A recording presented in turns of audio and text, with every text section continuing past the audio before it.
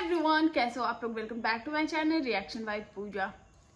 तो हर बार की भांति इस बार भी मैं लेट ही हूँ क्योंकि अभी मेरी बेटी को फीवर है। अभी सबके घर में वायरल फीवर चल रहा है, तो बस उन्हीं सारी चीज़ों में इधर 2-3 दिन से उतना ज़्यादा एक्टिव नहीं हूँ। पर अभी टाइम मिला है तो सोचा कि चलो करते हैं अपनी वीडियो को स्टार्ट और देते हैं अपना रिएक्शन।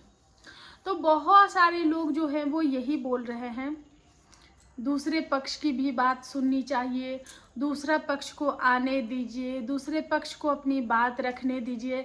पर भैया प्रॉब्लम तो ये है ना, क्योंकि हम तो सुनने के लिए तैयार हैं, हम तो बाहें फैला के उनकी बातें सुनने के लिए तैयार हैं, क्योंकि हमें भी दूसरा पक्ष जानना है। लेकिन अब दीदी जी को इतनी आदत हो गई है चीज़ों को खींच के लंबा ले जाने के लिए कि दीदी जी को इस मुद्दे को भी खींच के दूर तक ही लेकर जाना है।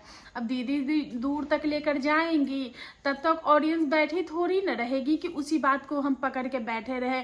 वो तो यही वाली बात हो जाएगी ना, पूरी रामायण खत्म हो गई, ये सीता कौन है ये तो पता ही नहीं चला। तो बस ऐसा ही कुछ होने वाला है दीदी जी के साथ।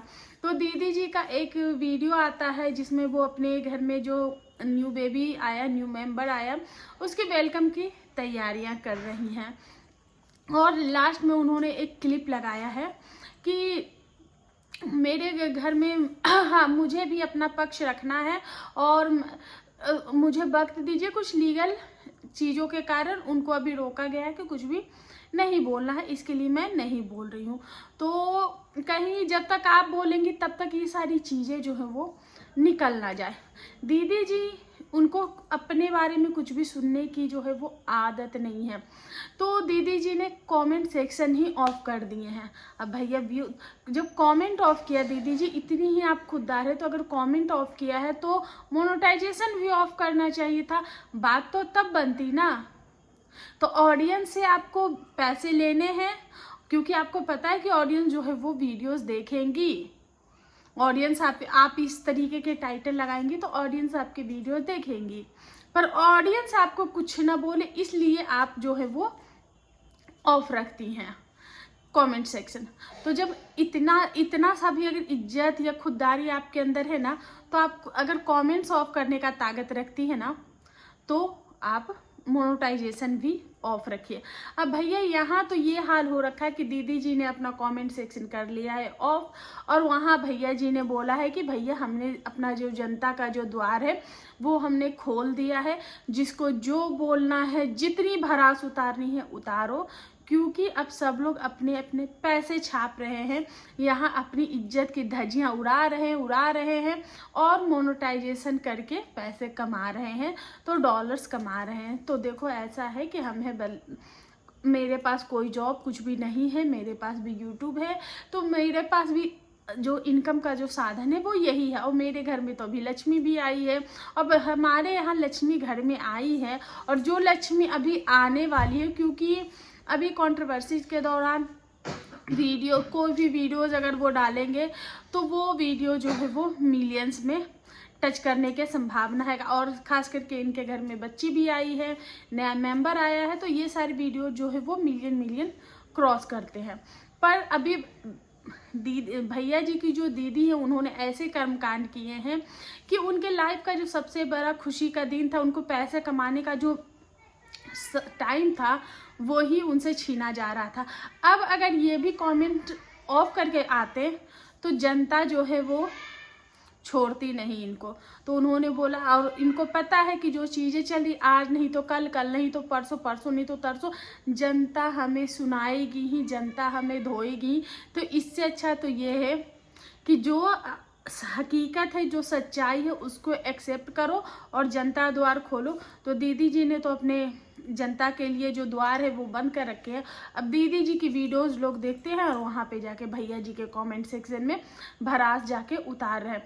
वैसे कमेंट्स ऑन करने का भी यही एक फ़ायदा ही है कि आपकी जो वीडियोस है, आपके जो चैनल है उसकी रीच बढ़ती है कि आपको कितने कमेंट्स आते हैं। तो ऑडियंस ने आपके वीडियोस पे अपना रिएक्शन दिया, अपना रिएक्ट किया है। तो ये सारी बात है। बेबी का वेलकम हो चुका है, भाभी जी घर आ चुकी हैं, लोगों के बहुत सारे अपने थॉट्स थे जो कि भैया जी के चैनल पे लोगों ने रखे हैं। सबकी अपनी अपनी कहानी है, सबकी अपनी अपनी स्टोरी है।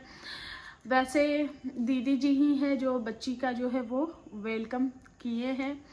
मुझे सबसे ज़्यादा बुरा ना तब लग रहा था कि ये लोग ढोल बजवा रहे थे और बाकी सारी चीज़ें कर रहे थे और उनके पापा जी ना ज़बरदस्ती के डांस कर रहे थे। मुझे देखो, जो माहौल होना चाहिए था इस वक्त का, जो खुशियाँ होनी चाहिए थी, खुशियाँ 4 गुनी बढ़ जाती अगर ये चीज़ें ना हुई होती तो।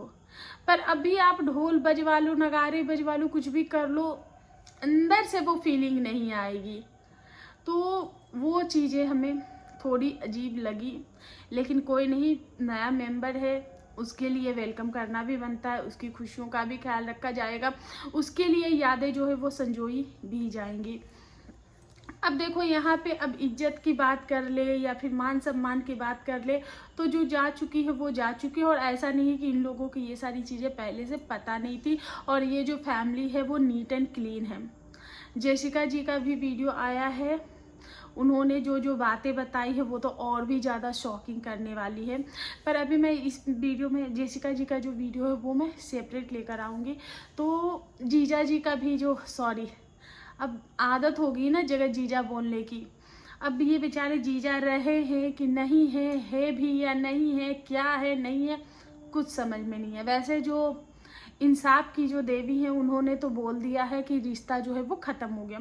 लेकिन कल जीजा जी भी आए थे, उनकी बहन भी आई थी, किसी ने ऑफिशियली अनाउंस नहीं किया है कि हमारे तरफ से रिश्ते जो है वो ख़त्म हो गए। उन्होंने भी यही रिक्वेस्ट किया है कि आप लोग सिर्फ एक पक्ष सुन रहे हो, दूसरा पक्ष को भी बोलने दीजिए, सुनने दीजिए। और उनकी फैमिली की इस वक्त परिस्थितियां कैसी है, उनकी फैमिली किस चीज़ से सफ़र कर रही है। और देखो, मुझे सबसे ज़्यादा गुस्सा तब आता है जब ये लोग कुछ नहीं मिलता किसी के पास तो वो सारे रिएक्शन चैनल पे आके कूद जाते। तो आप बताओ, जितने भी लोग ये वीडियो देख रहे हैं, मैं सबको जिनका जिनका इसमें है उनसे पूछना चाहती हूँ कि क्या आपके जो लफड़े और फंटे चल रहे थे, क्या रिएक्शन चैनल ने करवाए हैं? आप जो ये अक्कर अभी दिखा रहे हो, आपको नहीं बोल रही हूँ जीजा जी, वैसे तो जीजा जी नहीं रहे, महल साहब, आपको नहीं बोल रही हूँ। आप उधर की भी तो देखिए, वो दीदी जो है वो साइलेंट मोड पे काम कर रही हैं, वो अपना पक्ष नहीं रख रही। चलो, उनको जो है वो कानून ने उनके हाथ बांध रखे हैं। ऑडियंस से आके एक सॉरी भी उनके मुंह से नहीं फूटी है कि हाँ हमसे गलती हुई, हमने इन रिश्तों का जो है वो मजाक उड़ाया है। रिश्तों की आड़ में हम इतना गंदा खेल खेल रहे थे।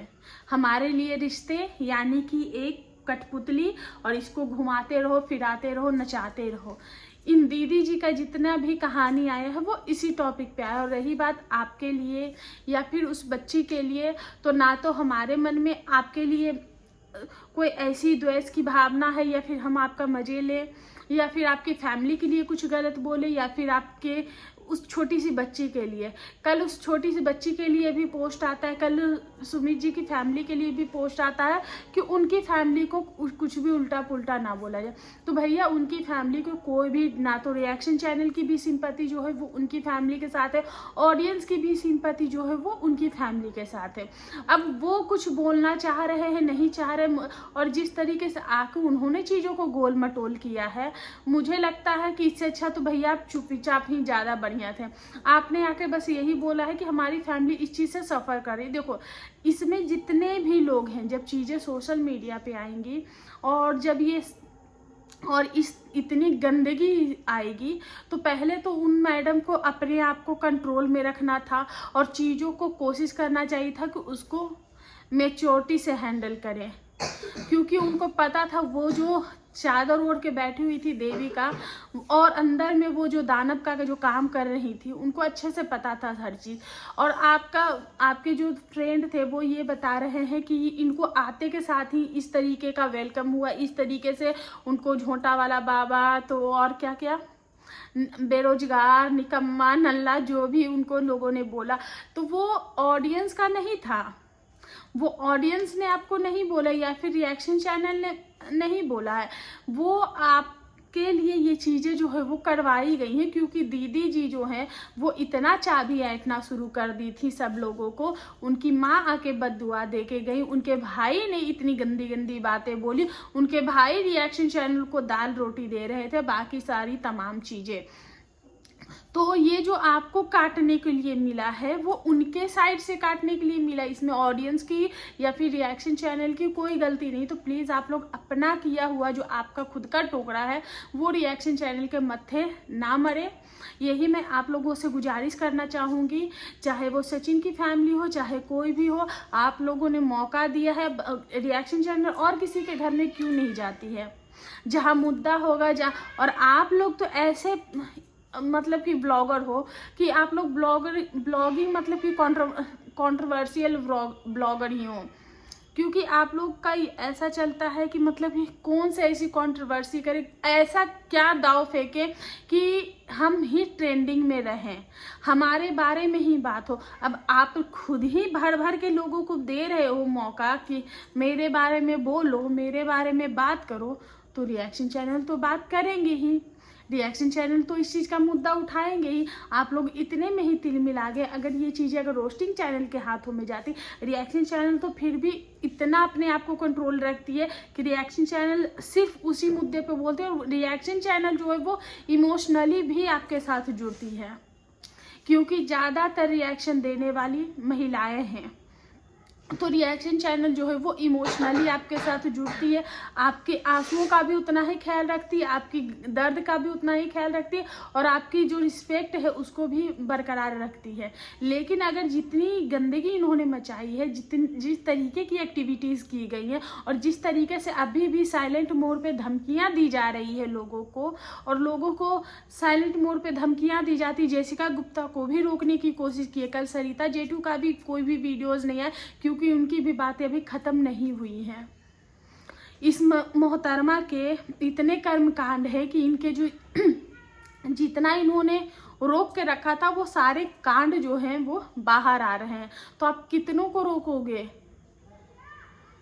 वहाँ पे मैंने एक कमेंट देखा, देखो आपकी फैमिली के इनके बहुत सारे विक्टिम हैं, सिर्फ आपकी फैमिली नहीं, इन्होंने बहुतों को लूटा है, बहुतों को जो है वो फंसा के रखा है। कितनी सफाइयाँ देंगी ये, और किस किस को सफाइयाँ देंगी ये, और सफाई दे वो अगर देना चाहे तो हम सुनने को भी तैयार है, पर वो सफाई भी तो नहीं दे रही ना, क्योंकि उनको हर चीज़ को स्ट्रेच करने की आदत है, वो अपनी चीज़ों को स्ट्रेच करेगी। उनको एक मुंह से सिंपल सॉरी वर्ड भी निकालने में उनको इतना ज़्यादा ईगो हो रहा है। और वो जो ये अभी चादर बुन रही है ना, कब तक वो कमेंट सेक्शन जो है वो ऑफ करके रखेंगी, कमेंट सेक्शन ऑफ कर ही नहीं सकती ज़्यादा टाइम के लिए।